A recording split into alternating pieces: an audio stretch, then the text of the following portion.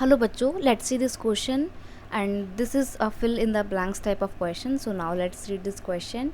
In Belgium, three communities are living dash dash and dash speaking. यानी कि Belgium में 3 community के लोग रहते थे जो कि dash dash and dash language बोला करते थे। तो बेसिकली हम यहाँ पे बेल्जियम की सोसाइटी के बारे में पता करेंगे, उनके द्वारा बोली जाने वाली लैंग्वेज का डिस्कशन करेंगे, समाज की बनावट देखेंगे। क्वेश्चन का की कंसेप्ट है एथनिक कॉम्पोजिशन इन बेल्जियम। देखिए, जब हम समाज की बनावट यानी कि एथनिक कॉम्पोजिशन की बात करते हैं तो बेल्जियम में ना 3 भाषा बोलने वाले लोग रहा करते थे। कौन कौन से लोग रहा करते थे? 3 भाषा बोलने वाले। सबसे जो ज़्यादा थे वो डच थे, डच लैंग्वेज बोलने वाले लोग थे पहले तो।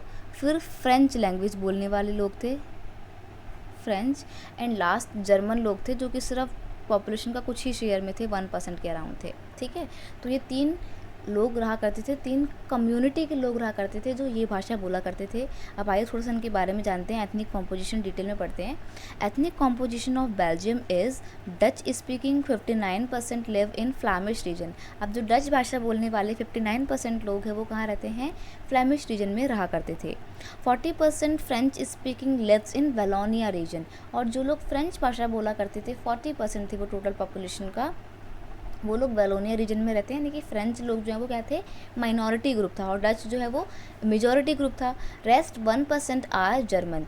तो जो बाकी की पॉपुलेशन थी वो 1% की जर्मन लोगों की थी, जो कि खुद भी वेलोनिया रीजन में ही ज़्यादातर रहा करते थे। लेकिन जो 2 मेन कम्युनिटी थी वो कौन सी थी? डच स्पीकर्स की और फ्रेंच स्पीकिंग पीपल्स की, राइट। अच्छा, यहाँ पर एक बात आपको जानना बहुत ज़रूरी है कि डच लोग जो हैं वो मेजॉरिटी कम्युनिटी थे पूरे कंट्री लेवल पे। लेकिन अगर हम बेल्जियम की कैपिटल ब्रुसेल्स की बात करें तो ब्रुसेल्स में कहानी थोड़ी सी अलग थी। ब्रुसेल्स में क्या था कि जो माइनॉरिटी ग्रुप यानी कि फ्रेंच स्पीकिंग पीपल थे जो कि टोटल पॉपुलेशन का 40% थे, वो कैपिटल में ज़्यादातर रहा करते थे। यानी कि कैपिटल में 80% शेयर फ्रेंच लोगों का था, 20% शेयर डच लोगों का था। और वहीं अगर हम पूरे कंट्री की बात करें तो पूरे कंट्री में डच लोग ज़्यादा थे, फ्रेंच लोग कम थे। राजधानी की बात करें तो फ्रेंच लोग ज़्यादा थे, 80% थे, और 20% डच लोग थे।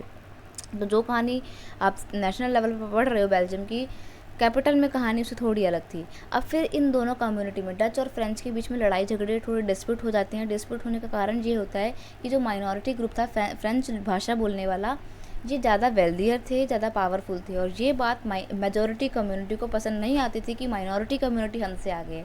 इस वजह से दोनों कम्युनिटी में डिस्प्यूट क्रिएट होते हैं। लेकिन बेल्जियम की गवर्नमेंट अपनी समझदारी दिखाते हुए उस पूरे कॉम्प्लेक्सिटी वाली सोसाइटी को बहुत अच्छे से हैंडल करती है।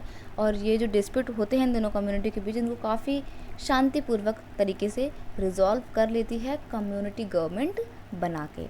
तो यहाँ पर आपका सही आंसर है, in Belgium 3 communities are living Dutch, French and German speaking. I hope you understood it well. Best of luck.